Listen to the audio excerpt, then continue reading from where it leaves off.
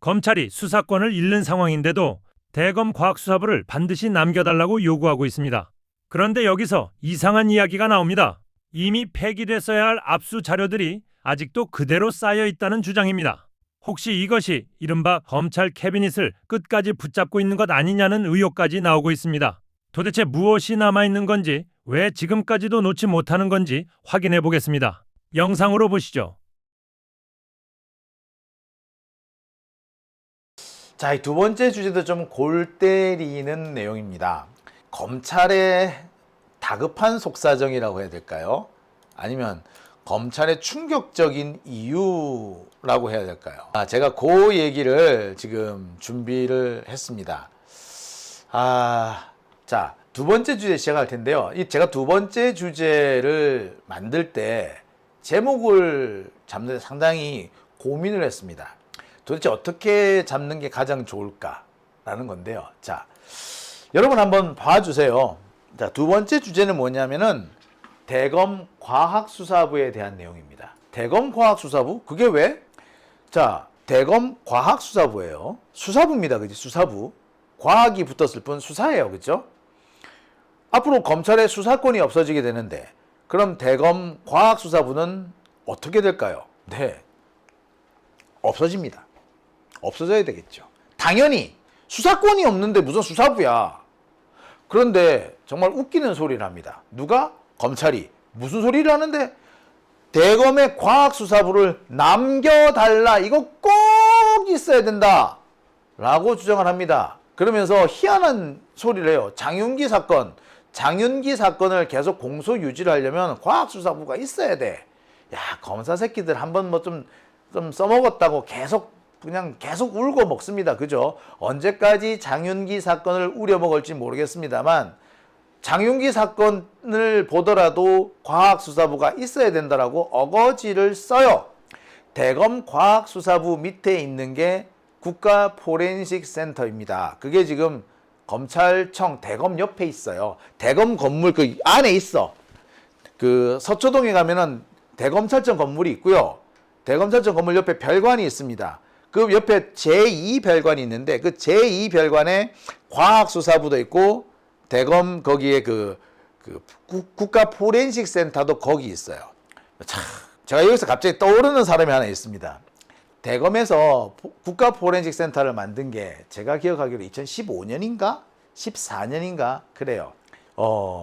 그때 포렌식센터가 이제 만들어졌다. 검찰에도 포렌식센터가 만들어졌다. 그래서 지금까지는 경찰에 있는 국립과학수사연구원, 국과수에 모든 걸 의뢰했는데 앞으로는 검찰에서 자체적으로 해결할 수 있게 됐다. 뭐 이렇게 기사를 막 썼어요.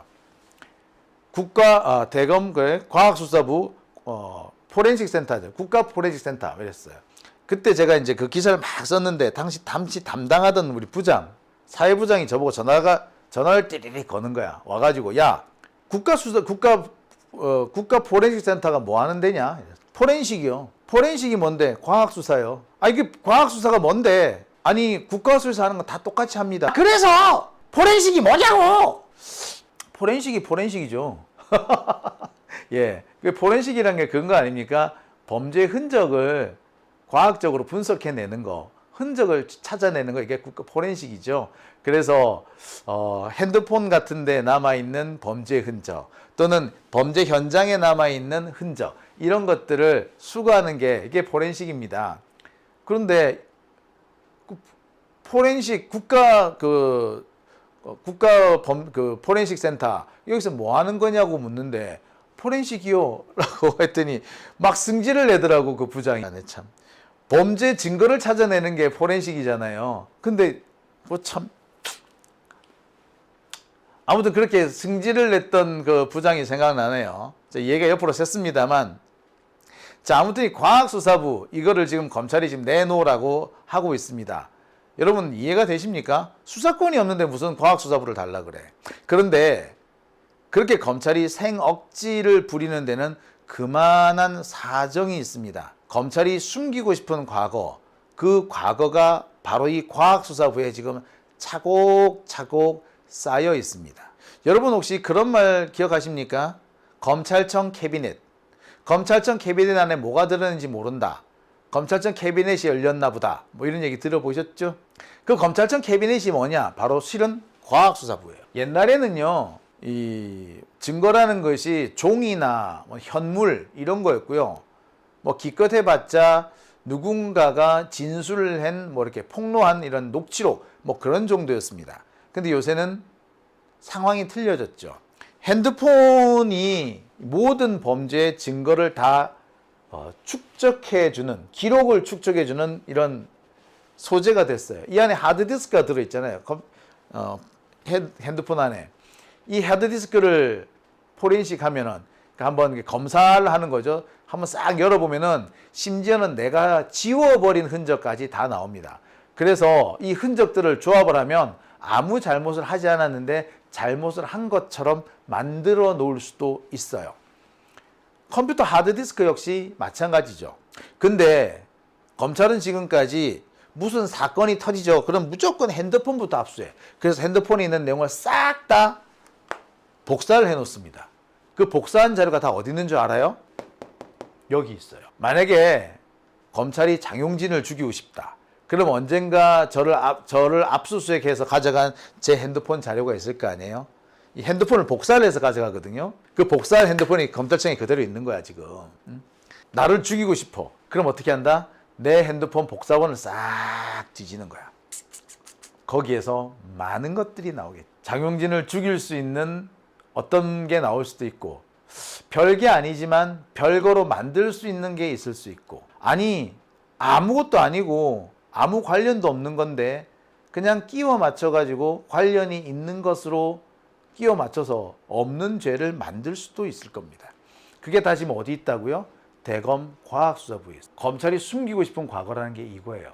심지어 여기에는 검찰이 사건을 어떻게 조작했는지도 다 나와 있을 거고요. 검찰이 누군가의 뒷조사를 한 내용도 다 차곡차곡 정리가 되어 있을 겁니다. 예를 들어 이런 거예요. 검찰이 만약에 제 뒷조사를 했다. 그러면 그 자료를 어딘가에 숨겨놨겠지. 그 자료는 컴퓨터 파일 형태로 저장이 됩니다. 그럼 그건 누가 관리하겠어? 네, 과학수사부가 관리하는 거야. 자, 왜 검찰이 지금 과학수사부를 남겨놓으라고 요구하는지 알겠죠? 검찰이 왜 저런 생억지를 쓰는지 아시겠죠? 자, 그래서 제목을 어떻게 잡으면 좋을까요? 검찰의 다급한 속사정이라 할까요? 충격적인 이유로 할까요?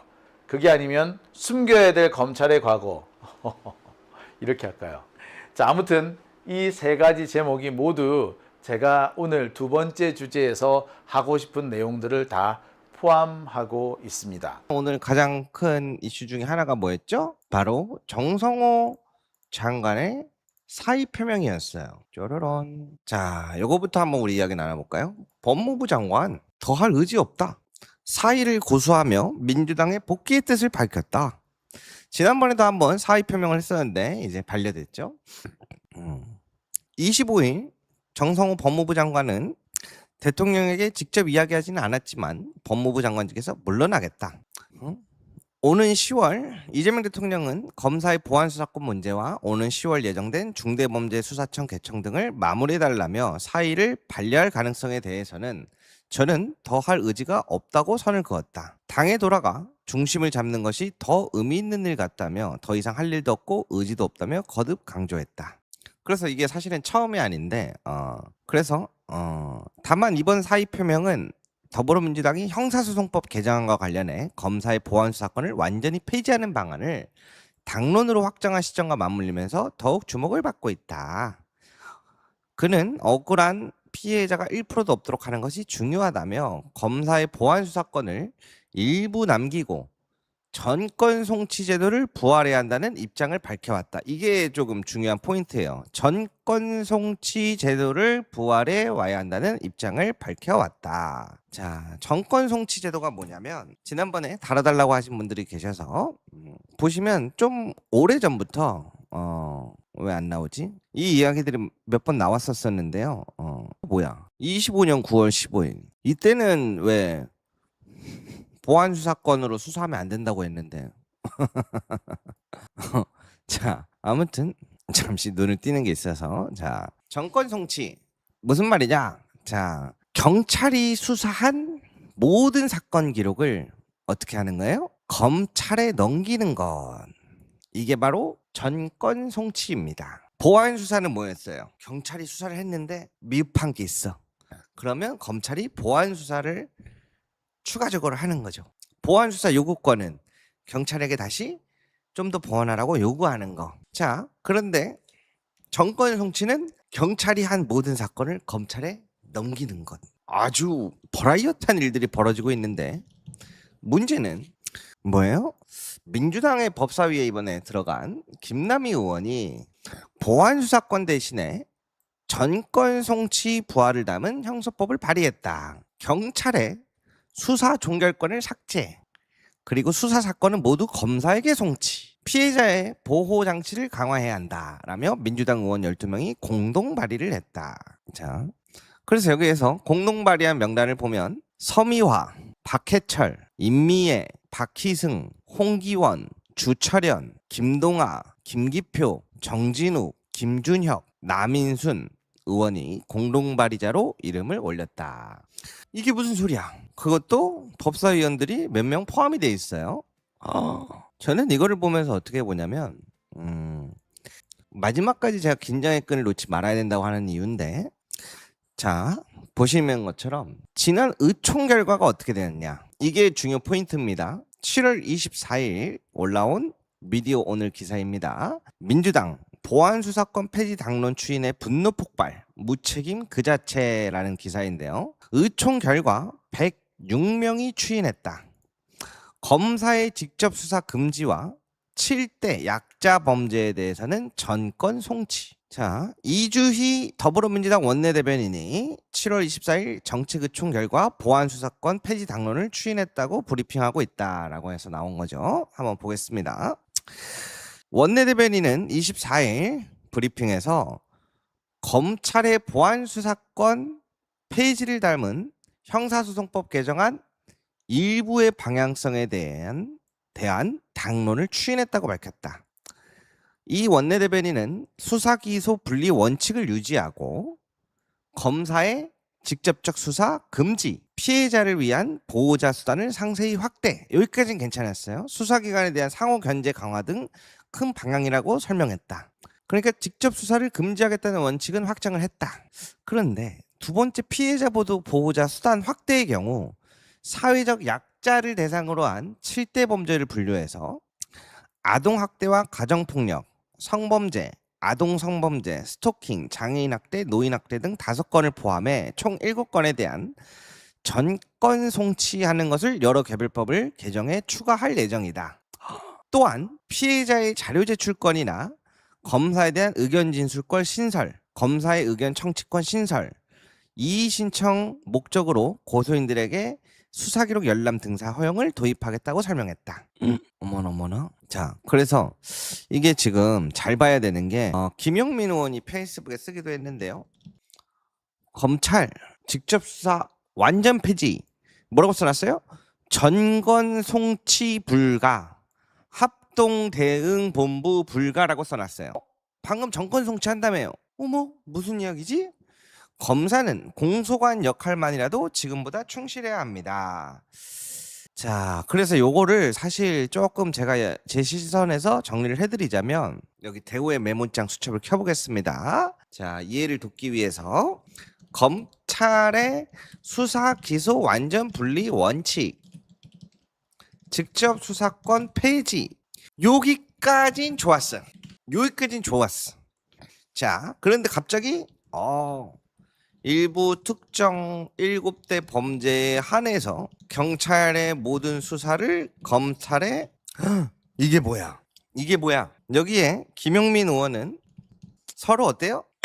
달라요. 무슨 말이냐? 지금 검찰개혁에 대한 시선이 예리하잖아요. 많은 분들이 야, 검찰개혁 이 자식들 이거 보안수사권 주려고 하고 막 수사권 주려고 그러고 막 쇼를 하고 있는데 막 당론이었는데 당론 아니었다고 막 우기고 하고 있는데 이건 뭐야? 분위기가 보니까 어때요? 앞에서는 우리가 알만한 완전 분리, 전면 수사권 금지라고 외치지만 조금 뒤로 가보니까 어때요? 이거 뭐야? 앞에서 그럴싸하게 눈속임하고 뒤에 가서 살려주려는 거 아니야? 라는 지금 의혹이 증폭되고 있다 라고 이해하시면 되겠습니다. 앞에선 하는 척 눈가림하고 뒤에서 살리려고 지금 애쓰는 거 아니요? 라는 의혹이 증폭되고 있다. 그래서 마지막까지 잘 봐야 한다. 그런데 더 웃긴 건 뭐라 그랬죠? 여기서 아까 주목되는 건 의총 결과예요. 의총 결과. 그래서 보시면 이렇게 나뉘어져 있는데, 그러면 대우 씨, 근데 특정 부분 뭐 성범죄나 노인, 아동 학대 이런 부분은 괜찮지 않을까요? 저는 항상 말씀을 드리지만 어떤 것도 오류가 없을 수 없다라고 생각을 하는 사람입니다. 그런 입장을 가지고 있는데, 이것을 국민들께 전하거나 설명할 때의 태도가 중요하다고 굉장히 봅니다. 여러분들한테 이에 대해서 누군가 나와서 설명을 한 적이 있을까요? 그렇게 많지 않아요. 제가 그래서 오늘날 디너 정치라고 붙였죠. 그런 거 되게 싫어한다. 앞에서는 국민들의 개혁을 하는 척하고 뒤에 가서 은근슬쩍 넣어주고 그래놓고 눈가림하는 모양새가 되면 국민들은 분노한다. 설명을 해줘야지. 왜 필요한지 뭐가 한지. 그래서 제가 이거에 대해서 한번 쭉 열심히 보고 있습니다만 결론적으로는 어떤 부분들을 보냐면 이번 선관위 때도 그렇고 왜 그러면 이 수사권을 못 놓는 걸까라는 부분을 저는 보고 있어요. 왜 검찰에 대해서 자꾸 수사권 같은 걸 주려고 하죠? 왜 못 놓는 걸까? 저 그 이유를 한번 찾아보고 있는데 요거는 제가 지금 한번 보고 있는 시선입니다. 요번에도 뭐가 있죠? 합수본, 정부 합수본이라는 게 있어요. 합동수사본부죠. 이번 선관위도 마찬가지로 검찰과 경찰의 합수본이 출범을 해요. 이해하셨죠? 특검도 마찬가지로 그런 식으로 하는 것도 있는데, 그래서 투표용지 부족 사태 진상 규명을 위한 검경 합동수사본부 총 27명, 검찰 12명, 경찰 15명. 그래서 이번에 이 선관위 투표 사태 문제로 인해 서울중앙지검 3차장 공공수사 2부가 전원 투입되었다. 그런데 저기 뭐야, 항상 이러한 것들이 여러 개가 있는데 문제는 이제 인력난 이야기도 나오는데 그 외에도 여러 가지 뭐 김건희, 내란, 순직해병, 상설특급, 종합특급 뭐 합수본 여러 가지가 있는데, 제가 이걸 보면서 느끼는 점이 무엇이냐면 여기 합수본에서도 보안수사권 이야기가 계속해서 등장하거든요. 검찰들이 이런 관계자들의 이야기가 등장을 하는데 왜 안 나와? 정부나 정치권에서나 검경 합수본 등 구성할 때 자세히 보면 결국에는 보안 수사를 통해서 이것에 대한 결론을 내리는 형태. 자세히 보면은 결국에는 오늘날에도 보안 수사라는 형태를 통해서 왜 자꾸 지워져? 통해서 이런 것에 대한 결론을 내리는 형태가 여전히 이루어지고 있기 때문이 아닌가라는 저는 생각을 해봅니다. 뭐 검찰의 뭐 기득권, 카르텔, 뭐 로비 등등등 여러 가지 있지만 그럼에도 불구하고 우리는 개혁적으로 가야 한다 이야기를 해왔잖아요. 그런데 왜 말로는 폐지, 완전 폐지 찬성이라고 청와대도 김민석 전 총리도 정청래 당대표도 일치하는데 왜 정성호 법무부 장관은 반대로 갈까? 이게 어떻게 가능할까? 그렇죠. 그래서 나왔던 이야기가 결론은 뭐예요? 법무부 장관이 혼자 이 모든 걸 반대할 수는 없다. 결국엔 누군가가 진위를 숨기고 있다. 이거죠. 거기서 그렇게만 보긴 좀 어렵지 않을까요? 근데 여기서 플러스 되는 게 뭐예요? 민주당 의원들이 밥을 먹고 나자 약 70에서 늘어났죠. 30 해갖고 100여 명 갑자기 찬성할게요. 지난 총선 때 분명 개혁한다고 분명 지난 총선 때 분명히 개혁파에서 검찰 개혁 완수하겠습니다. 다 그래. 안 그래 그 안 외친 사람들은 없었어. 그런데 갑자기 오늘날 민주당 의원들을 100명 가까이를 움직일 수 있는 사람이 누군가. 제가 이거에 대해 주목을 많이 했었는데 생각해 보세요, 여러분. 여러분들이 민주당 의원이에요. 야, 대통령도 청와대도 국무총리도 당대표도 모두 폐지에 동의를 해. 근데 뚜벅 정성호 법무장관이 와갖고 밥 먹었어. 밥 먹는데 밥 먹고 나서 그 의원님 죄송한데 그 대통령도 정부도 청와대도 당대표도 총리도 다 폐지하자고 하지만 의원님은 혹시 폐지에 반대해 주실 수 있으실까요? 라고 누군가 여러분한테 여쭤봐요.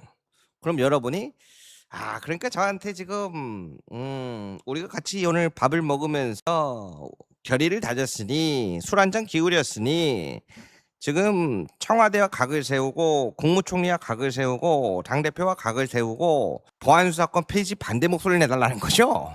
아이 그럼요. 그게 뭐가 어렵겠어요. 라고 이렇게 했을까요? 어렵죠. 그게 가능하겠어요. 네?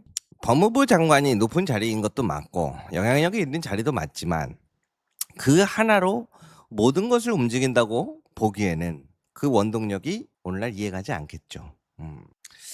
자, 그런데 여기에서 이제 맨날 붙는 이야기들이 뭐가 있냐면 그러면 저희 얘기가 나와요. 대호 씨, 대안이 있나요? 대안 이야기하기 전에 그러다 보니 어떻게 돼요? 갑자기 어느 순간 바뀌어 있는 거야. 너네들 개혁 잘하고 있지 하고 딱 어느 순간 딱 쳐다봤는데 법안이 바뀌어 있는 거야. 그래서 오늘날 많은 사람들이 김용민 의원이나 박은정 의원이나 저기 조국혁 씨나 신장식 의원이나 아니면 최강천 의원님이나 이런 분들이 또는 추미애 지사님이나 이런 분들이 어떻게 반응하는지를 굉장히 많이 보죠. 왜? 우리가 생각하던 검찰 개혁을 가장 잘 지켜주는 신뢰가 밑바탕이 돼 있잖아요. 그래서 보면은 검찰 직접 수사 완전 폐지, 정권 송치 불가, 합동대응 본부 불가 이렇게 써 있는 거고. 그러다 보니 이제 맨날 나오는 게 뭐예요? 야, 가장 강력한 법사위 때 왜 이거를 통과 못 시켰나? 왜 지금까지 끄나? 그리고 결국엔 어떻게 됐어요? 처음에는 4월 달에 막 난리가 났고 6월 달에 난리 나고 6월 달에 이거 토론해서 끝내겠다 했는데 토론을 봤더니 막 제가 맨날 얘기했던 박상현 검사 와이프가 나와 있고 거기서 막 찬양을 하고 있고 그러더니 전당대회 뒤로 밀리나 했더니 진짜 밀리고 있어. 이제는 어떻게 돼요? 법안 발의를 막 너도 나도 해가지고 그중에 뭐가 통과될지 헷갈리는 상황이 왔어요. 헷갈리는 상황. 지금 현재 그런 상황이 펼쳐지고 있기 때문에 제가 더더욱 이 검찰개혁 개혁파 의원님들의 이 동향을 주시하는 겁니다. 물론 피해자 보호나 이런 부분에 있어서도 돼야 되겠지만 그래서 제가 이야기하는 게 뭐냐면 대안을 자꾸 물어보는데 전 그 얘기를 들을 때마다 화가 나요. 화가. 왜 그러느냐. 대안은 본인들이 만들어놔야 되는 거예요. 그거 하라고 그 자리에 있는 거 아니에요? 그런데 자기는 몰라 나는 보안수사권 살리는 거 외에는 몰라. 나는 그거 생각하기도 싫고 준비하기도 싫고 뭐 이런 느낌이 강해 너무. 요번에 또 이슈였던 게 뭐였어요? 지금 2026년도 가장 핫한 차가 뭐예요? 자동차 K9, 뭐 K5 아니야? 현대, 기아 아니야? 테슬라 아니야? 뭐야? 응? 뭐가 제일 핫해 여러분? 요게 제일 핫하단 말이야. 11연속 사이드카 발동. 2026년에 가장 핫한 카입니다. 11연속 매도 사이드카. 무슨 말이에요?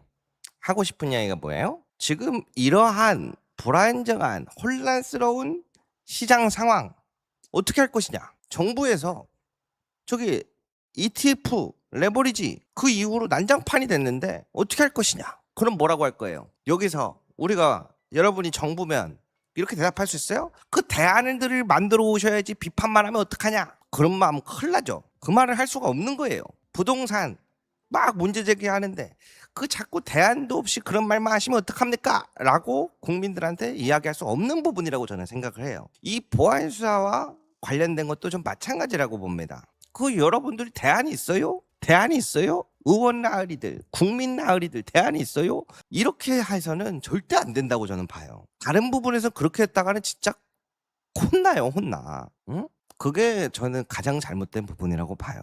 어떤 부분에서는 맞는 말도 분명히 있을 거예요. 우려되는 점들도 분명히 있을 거고 보완에 필요한 부분도 분명히 있을 거예요. 그러면 국민들이 우려하는 것과 현실적으로 어떤 부분이 충돌하고 어떻게 다르고 이런 부분들을 잘 정리해 갖고 국민들한테 설명하고 설득하고 해야지. 수기하라 그랬는데 이게 수기였어? 그냥 뒤에서 밥 먹고 밀어붙이기였지. 디너 정치 하지 말라는 거예요. 이번에 제가 이러한 기조를 계속해서 느끼는 게 여러 군데에서 나타납니다. 이번에 청와대에서 청년 펠로우를 모십니다라는 걸 나왔어요. 그래서 보고 있는데 이게 뭐야? 청년의 시선으로 국정의 답을 찾다. 사회 문제를 바라보기보다 왜 그럴까를 고민해 본 사람, 정책을 비판하는 데 그치지 않고 더 나은 방법을 만들고 싶은 사람, 다양한 사람들과 협업하며 답을 찾아가는 과정을 즐기는 사람, 공공의 가치와 사회 변화에 관심을 가지고 함께 성장하고 싶은 사람, 관심 있는 분들은 신청하시길 바랍니다. 우리 이분 뉴스에 젊은 친구분들이 요즘 많이 늘어났는데, 자, 이런 거 관심 있으면 신청하시고요. 근데 여기서 제가 주목한 점은 뭐냐면, 여기는 또 기조가 또 반대잖아요. 무슨 역할을 바래요? 비판만 하지 말고 더 나은 방법을 만들고 싶은 사람을 찾는다. 그렇지. 그게 역할이에요. 정부가 국민들이 원하는, 시민들이 원하는, 지지자들이 원하는 방향을 어떻게 하면 잘 관철시킬 수 있을까? 어떻게 하면 좀 더 세련되게 할 수 있을까?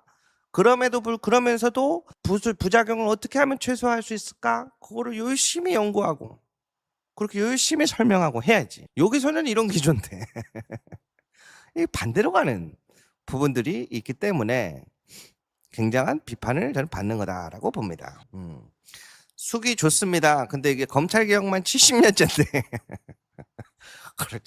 그렇죠. 지지자들은 속 타죠. 답답해요.